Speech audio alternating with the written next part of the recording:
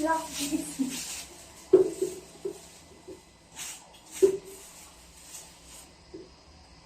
mga mams! Ito ang aking bagong paint na kusina ay bininamanuhan nga nitong pagkalaki-laking isda na daladala nga ni daddy ngayong pag-uwi niya ngayong hapon. Di ko na nga ito papangalan at bahala na nga kayong magpangalan, tuna, tulingan o di kaya tambakon, gulyasan baga ang tawag ninyo dito ay talaga namang tingnan nyo nga ni at halos kalahating katawan ko na nga ang laki nito. Hindi laki, ang haba pala. Noong minsan nga may pasalubong din si daddy sa akin ng ganito kalaking isda ay talaga namang nag-trending nga yun at umabot nga ng 2.4 million views. Pakakot nga yun ng million views kaya nga lamang ay humakot din nga ako ng batikos at pambabash doon. Kaya naman ngayon nga ay gagalingan na natin at etong ang buntot na sinasabi nila na sa halip na daw nga naputulin ko ay dapat nga daw babalikutin tapos hihilahin. Hindi ko nga talaga mahila-hila kaya naman akin na lang pinutol ito. Halos magkasinlaki nga lamang yung isda na dala ngayon ni daddy at yung dala nga niya noong nakaraan. Kuha na din nga pala ako ng gunting at akin yung pinagugunting itong mga palikpik na ring isdang ito. Pagkahatid nga pala nito kanina ni daddy ay umalis nga ulit siya at may pinuntahan kaya naman ako nga lamang ngayon ang maglilinis nitong isdang tambakol, gulyasan, tuna, yellowfin, tulingan o kahit anong gusto nyong itawag din bahala na kayo. Mas malaki pa sa baby.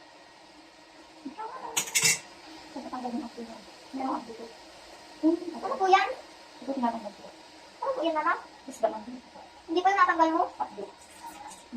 Habang ako ay naglilinis itong isda, ay meron nga akong kausap na maliit na bata din sa gilid at itong si Kuya Jiro ay nakikiusyuso din nga din sa isdang malaki na ito. Siyempre, bago nga natin ito hiwain, ay tanggalin nga muna natin yung apdo dahil nga ito ay kapag napisa ay talaga namang sobrang pait ang kalalabasan dito sa ating isda na are. At eto nga at nang matapos ko na tanggalin yung apdo, ay akin na nga itong sisimulang gayatin. Pero inuna ko nga munang hatiin ay yung sa may bandang ulo dahil kukunin ko pa nga yung nasa loob niyan.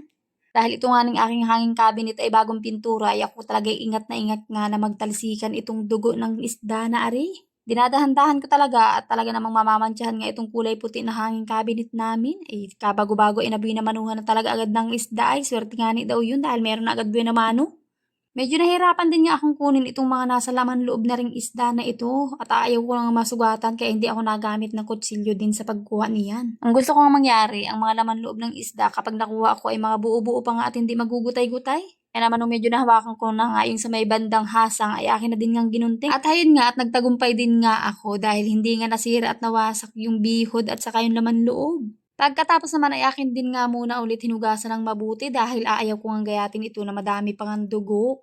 Pag naguhugas nga ng isda ang aking ama ay talaga naman tinatanggalan niya yan ng pagkarami-raming dugo dahil nga ang sekreto sa paghuhugas ng isda ay yun nga malinaw na hugas. Sa tatay ko nga naman na yung mga ganong style. Ito talaga ako nahihirapan kapag nga ito hihiwain mo na dahil malalaki na nga yung tinik na re.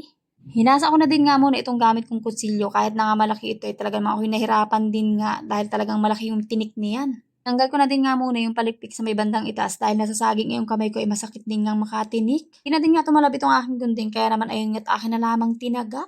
Naputol ko na din nga pala yung bandang ulo ng isda kaya naman ito ay aking hahatiin dahil malaki nga ito at hindi nga magkakasya dun sa aming kaldero.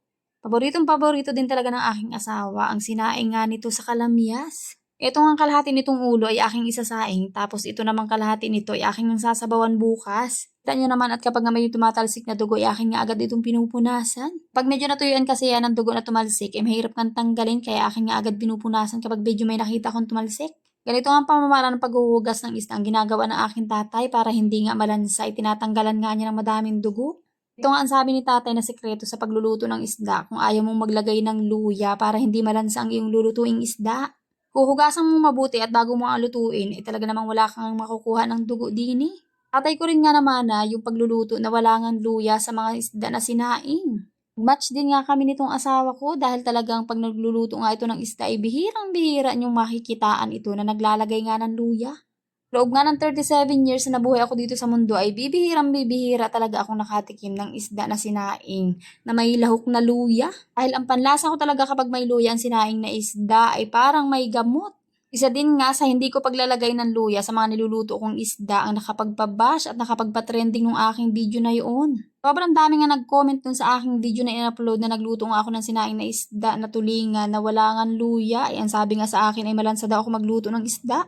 Kahit paulit-ulit ko nga sinasabi sa kanila na hindi nga ako naglalagay ng luya, ipipilit pa rin talaga nila na maglagay ako ng luya. Bakit nga ba ganun ang mga manonood ano? Kung ano yung paraan ng pagluluto nila ay gusto nila gayahin mo din. Ako po naman. Pero isa nga lang ang natutunan ko sa mundo ng vlogging, dapat nga daw ay hindi natin papatulan yung mga nanonood. So, ayun na nga at natapos na din nga akong maghiwa nitong aking pagkalaki-laking isda na ito na hindi ko napapangalanan. At eto nga't akin na nga itong hinugasan ng hinugasan hanggang sa luminaw na nga ang tubig nito at matanggal na ng tuluyan yung mga dugo-dugo na naiiwan diyan.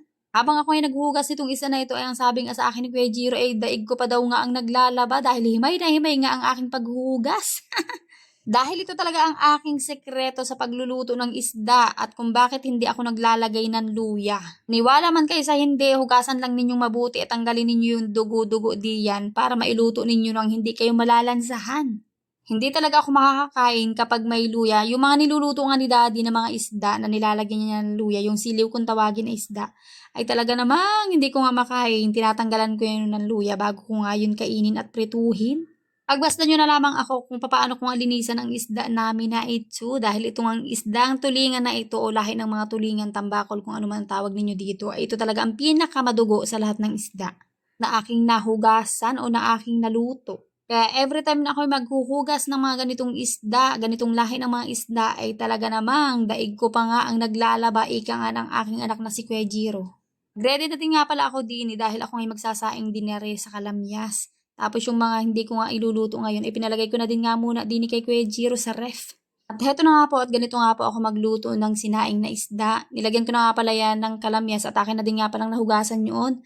Pagkatapos naglagay na din nga pala ako dyan ng sibuyas at saka bawang at akin na nga ipinatas ito nga ang ulo, nakabiak, tapos nga dalawang gayat at saka yung mga laman loob. Pagkatapos ay naglagay na din nga pala ako diyan ng suka, yung tansyado lamang. Pagkatapos ay nilagyan ko na din nga ng asin. Timplahan ko na din nga pala yan ng pampalasa. Kakaunti nga lamang yung natira din sa lagayan kaya nilahat ko na nga yun. Pagkatapos ay nilagyan ko na din nga pala ito ng tubig. Kapag nga pala nagsasaing ako ng ganitong mga isda o kahit anong mga isda ay nililevel ko nga ang tubig noon dito sa isda. Tapos ang pagluluto ko nga lamang nito ay yung naka-medium lamang ang apoy para nakaang-anga yung pagkakaluto niya. At akin din nga muna itong lulutuin ng mga 30 to 45 minutes o kahit hanggang isang oras. At sabi ko nga kay Kuya Jiro ay babantayan niya yung aking isda. Kapag nga naluto yung isda na yun ay saktuhan din lamang ang patis na matitira doon. Masok na din nga muna pala ako dito sa loob at ako ngay mag-iinis naman itong aking mga ginamit nga sa paglilinis ng isda.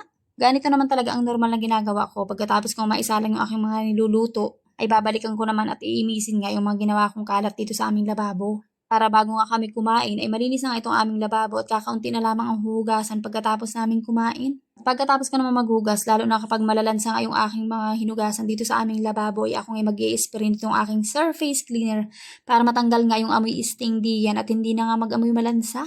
Ito nga aking surface cleaner na ginagamit ay matagal ko ng katuwang sa pagpapanatiling malinis at hindi amoy malansa sa aming kusina. Subok ko na talaga ang produktong ito. At eto nga at akin na munang i-flex ang aking bagong renovate o bagong makeover na hanging cabinet o diba mukha ng aesthetic ang aking kusina.